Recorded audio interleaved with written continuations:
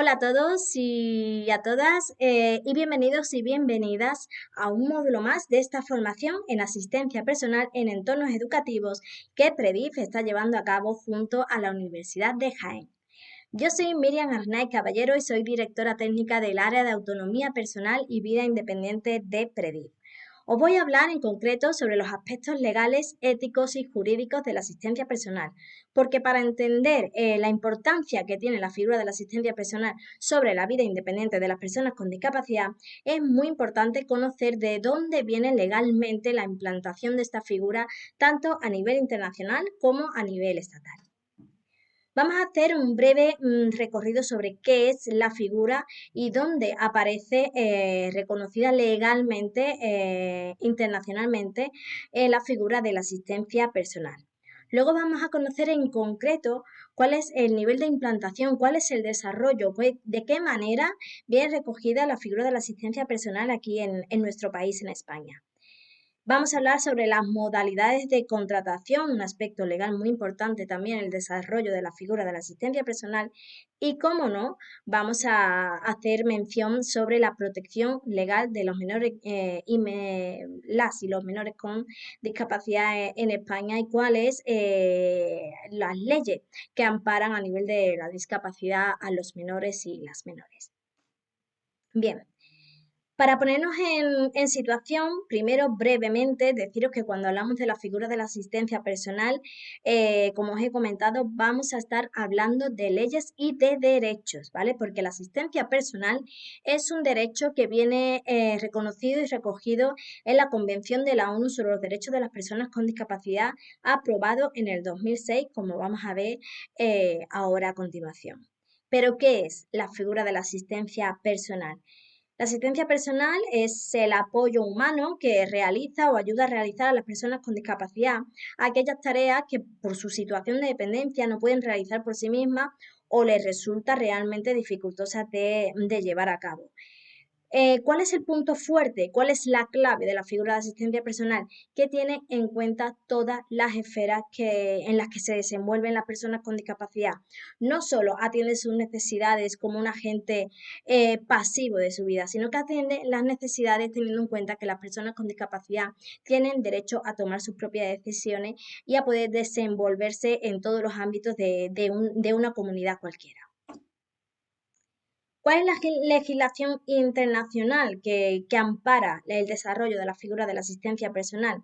Por un lado, y como os acabo de comentar, vamos a hablar de la Convención de la ONU sobre los Derechos de las Personas con Discapacidad, que es el libro blanco sobre los derechos y la protección de las personas con discapacidad. Y luego vamos a hacer especial énfasis sobre la observación general número 5 del artículo 19 de la Convención, porque es el artículo que se relaciona directamente con la vida independiente de las personas con discapacidad y su vínculo con el desarrollo de la figura de la asistencia personal. La Convención de la ONU sobre los Derechos de las Personas con Discapacidad fue aprobada en 2006, en diciembre, en Nueva York, y como os he comentado, es el libro blanco porque es el primer instrumento que está legalmente vinculado a los derechos y a la protección de los mismos de las personas con discapacidad y en todas sus dimensiones: dimensión social, dimensión individual, dimensión comunitaria, etcétera. Algunos de los artículos de esta convención, y muy brevemente, hacen alusión al respeto a la dignidad de las personas con discapacidad, al respeto de que las personas con discapacidad pueden tomar y deben tomar sus propias decisiones, que deben ser incluidas en la comunidad mediante la participación plena en la sociedad. Se habla también, su artículo 9, sobre la accesibilidad en edificios, vías públicas, sobre la accesibilidad en transporte. Pero este artículo, también en concreto, habla sobre ofrecer formas de asistencia humana o animal. ¿Por qué? Porque las personas con discapacidad no solo necesitamos que el entorno o que el transporte sea accesible, o que haya rampa o que no haya escalera, sino que también necesitamos el apoyo humano para poder desenvolver muchas de nuestras actividades de la vida diaria. Como he comentado, el artículo que está estrechamente ligado con el desarrollo de la figura de la asistencia personal es el artículo 19 de la mencionada convención, que dice, y textualmente, que las personas con discapacidad tienen derecho a vivir de forma independiente y a ser incluidos en la comunidad, en la sociedad. Es decir, las personas con discapacidad pueden elegir el qué, el cómo, el cuándo y el dónde quieren hacer efectivos sus derechos, quieren hacer efectivo su capacidad de tomar decisiones. Este artículo 19 está dividido en dos dimensiones. Por un lado, la dimensión individual, que es mi derecho a tomar mis decisiones, mi derecho a elegir dónde quiero vivir, con quién y cómo. Y luego, por otro lado, tiene la dimensión social, que es el derecho a yo poder acceder a una serie de servicios o una serie de recursos públicos que las personas con discapacidad tienen derecho a poder acceder.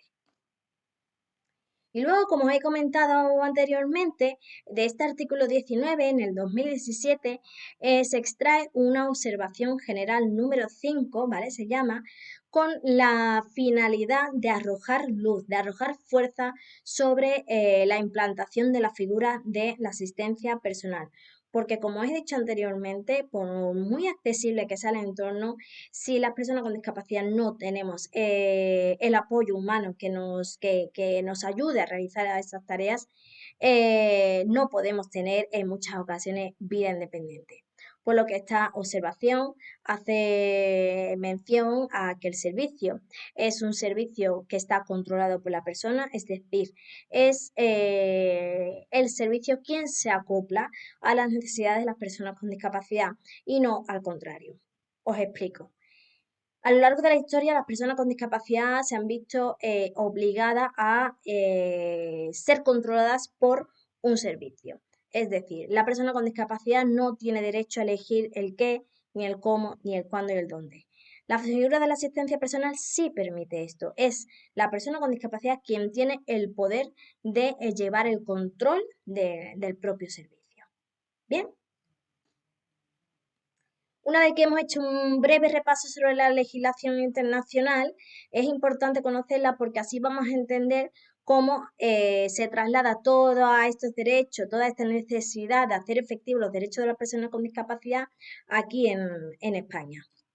En primer lugar, vamos a hablar de la Ley de Integración Social de Personas con Discapacidad, que aparece en el 1982. Se llamaba LISMI porque hacía alusión a la ley de minusválido, pero esa palabra ha quedado obsoleta, ¿vale? Y ahora la que se utiliza y la que viene reconocida en la Convención en 2006 es la de persona con discapacidad.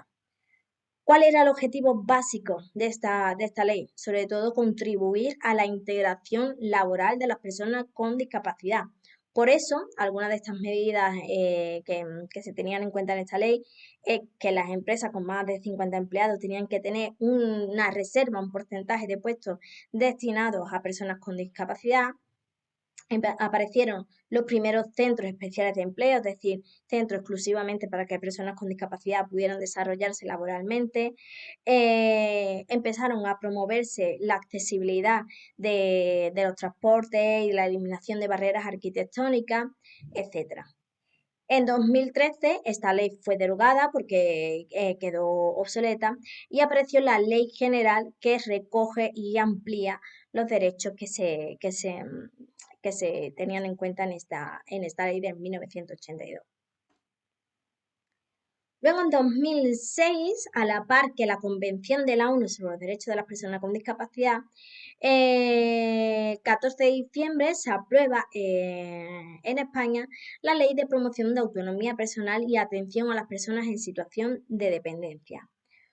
¿Cuáles son algunos de los aspectos claves de esta ley? Cuenta con un sistema de autonomía y atención a dependencia. ¿Esto qué quiere decir? Que las personas con discapacidad, una vez que se le valora su grado de dependencia, que puede ser en grado 1, grado 2, grado 3, puede acceder a una serie de servicios o prestaciones que promuevan su autonomía personal. Depende del grado de dependencia, tendrás mayores cuantías o menores cuantías o el acceso a una cantidad mayor o menor de servicios. ¿Qué ocurre? Que esta ley no existe una regulación estatal, no existen unos criterios unánimes para toda España y las competencias recaen sobre las comunidades autónomas.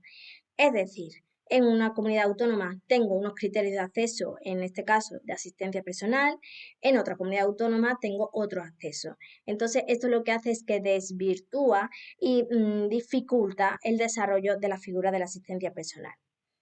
En, en esta ley aparece reconocida la asistencia personal como la contribución a la contratación de una asistencia personal durante un número de horas. Esto lo subrayo porque se habla de número de horas, es decir, no habla de las necesidades de las personas con discapacidad. O sea, me dan una prestación económica para yo contratar un número de horas, pero no tienen en cuenta si mis necesidades son totalmente cubiertas o no, ¿vale? Porque en España lo que está ocurriendo es que en muchísimas ocasiones las cuantías económicas que se están ofreciendo son insuficientes para que una persona con discapacidad pueda desenvolverse plenamente. Y otra cosa que también que aquí recalco es que la propia definición que hace en el artículo 19 sobre la asistencia personal en esta ley de 2006 es que habla de que este servicio facilita a la persona beneficiaria el acceso a la educación y al trabajo. ¿Qué ocurre? Pues que excluye esferas muy importantes del desarrollo personal de las personas con discapacidad, como puede ser el ocio, como puede ser disfrutar de las ofertas culturales, o sea, solo hace alusión a la integración laboral y educativa de las personas con discapacidad.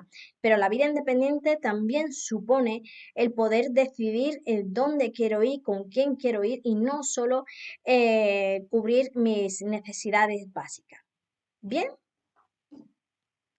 es por eso que el tercer sector ha enfatizado muchísimo las entidades sociales, ha enfatizado muchísimo en este aspecto en el que las personas con discapacidad también tenemos derecho a tener una vida independiente, no solo si estamos trabajando o estudiando, las personas con discapacidad tienen derecho a tener vida independiente, sea la situación que sea, el estado evolutivo, la edad que tenga, es un derecho pleno a los derechos humanos. Y por eso este 12 de mayo del 2023 tuvo lugar un pleno del Consejo Territorial de Servicios Sociales donde se definieron los aspectos comunes que tenían que tener el acceso al servicio de asistencia personal en España. Algunos de los puntos fuertes que se han aprobado en este pleno Consejo Territorial es que solo basta tener el grado de dependencia reconocido en cualquiera de sus grados para tener acceso a la figura de la asistencia personal. Hace alusión a tener 3 años o más. Aquí estamos hablando ya de el desarrollo personal y la vida independiente de los y las menores con discapacidad, porque es muy importante el desarrollo, la vida independiente de los menores con discapacidad para que puedan tener salud emocional, habilidades sociales, para que adquieran esas habilidades igual que el resto de niños y niñas con el apoyo, ¿no? Que los recursos que les sean necesarios. Por eso mi compañera Ana os habla de la figura de la PATI, que está en la Comunidad Valenciana, que es la figura de asistencia personal terapéutica, ¿vale? Enfocado a niños y niñas. Y luego hace alusión, ¿vale? A diferencia de lo que se recogía en la ley de 2006, hace alusión a que la asistencia personal se desenvuelve en los ámbitos educativo, laboral, de ocio y participación social o cualquier otro ámbito previsto en dicho proyecto. Es decir, el proyecto de vida independiente de las personas con discapacidad tiene que enfocarse desde todas las esferas que componen la vida de una persona con discapacidad. Amigos, amigas, ocio, comunidad, acceso a recursos, etcétera. Y bien, os voy a hablar también de las modalidades de contratación de la figura de la asistencia personal, porque también, como os he dicho anteriormente, están muy ligados a algunos aspectos legales de la figura de la asistencia personal. Existen hasta día de hoy dos formas de contratar la asistencia personal. Por un lado, la contratación directa, es decir, la persona usuaria recibe la prestación y hace la contratación directa del asistente personal. ¿Qué hace falta? Pues hace falta que el asistente personal esté dado de alta en el régimen de autónomo, ¿vale? De la seguridad social. Por otro lado, está la contratación indirecta, es decir, a través de una entidad, como por ejemplo Predif, que tiene sus servicios integrales de asistencia personal, se hace de intermediación en la contratación, es decir, la factura es emitida por la entidad. ¿Vale? No hace falta que la persona con discapacidad sea como el gestor directo de servicios. Sí, maneja el servicio, por supuesto, pero el trámite administrativo lo lleva a cabo una entidad o una empresa privada. Y por último, muy importante en esta formación, es la protección legal de los menores. Cuando he desarrollado anteriormente algunos de los artículos de la convención, este no lo he metido porque lo quería meter en esta presentación, en esta diapositiva en concreto. En la Convención de la ONU sobre los Derechos de las Personas con Discapacidad, el libro blanco, en su artículo 7, habla específicamente sobre la protección de los y las niñas con discapacidad, ¿vale? Hace alusión a que es fundamental que existan apoyos teniendo en cuenta la edad del menor, ¿vale?